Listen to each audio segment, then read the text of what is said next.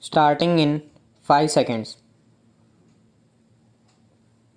Madam, I will be very brief and I shall not repeat some of the things that have already been stated. I do support the motion moved by the Honorable Friend.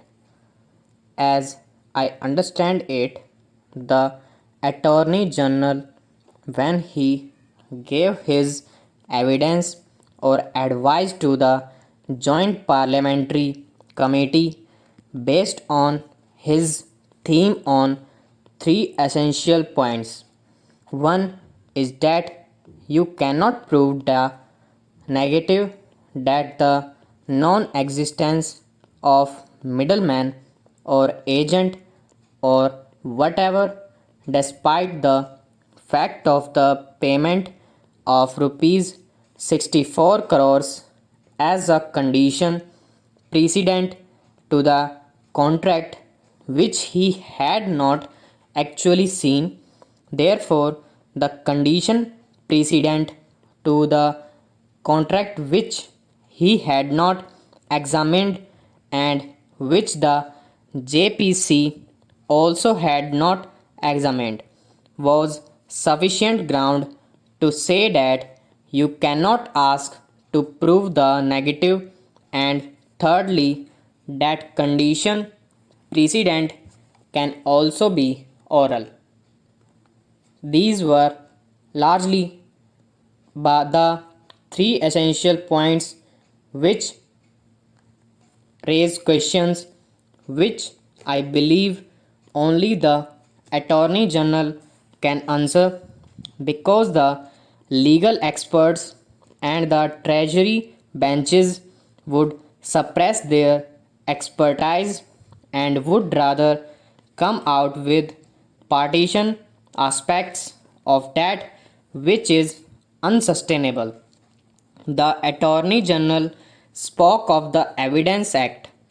I hold the Evidence Act is essentially a procedural act and a fact finding committee, such as our Joint Parliamentary Committee, was not bound to follow the Evidence Act.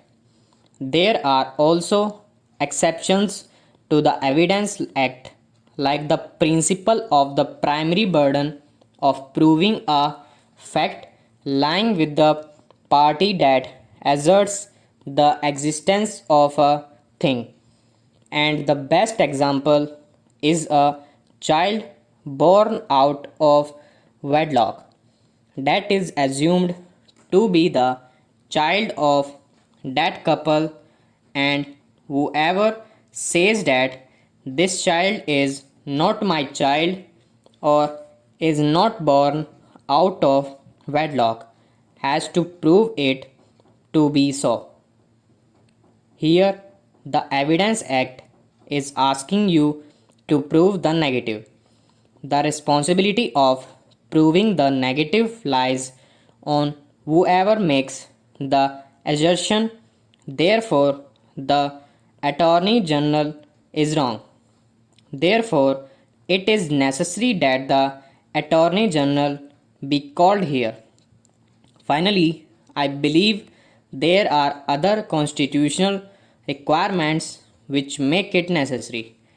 Here is Article 299 of the Constitution of India, because this is related to the Attorney General giving advice that the condition precedent could be oral. It can be oral in respect of non government contracts only. Finally, under Section 92, in fact, the Evidence Act excludes oral evidence. Sir, now I go to my next point. What is the general tenure of most of the amending bills? Interestingly, after 1956, we had the amending bill of 1969. There were two bills in 1964. The general tenure of the bill was known whether it was restricting the corporate sector or it was liberal or for what purpose. But this particular bill is a little different in the sense that after the present government came to power, it announced policies which were very liberal to the corporate sector. Liberal does not mean that they can break the laws.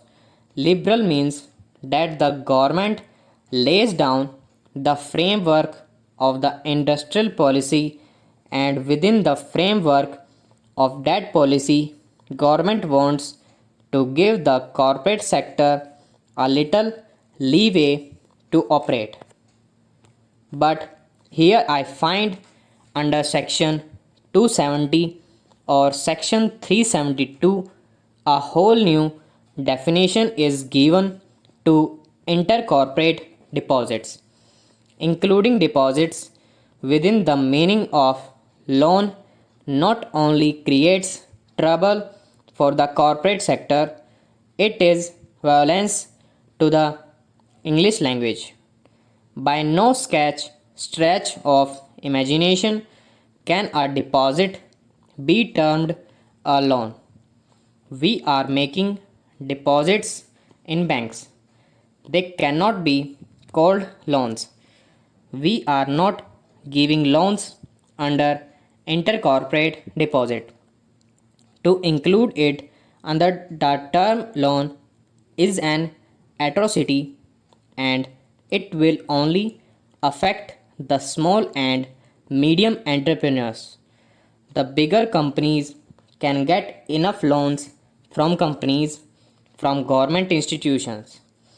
In spite of our talks of socialism and decentralization, it is always the bigger companies which get the larger cake out of the government resources, and it is the small and medium people who are hit hard by this provision.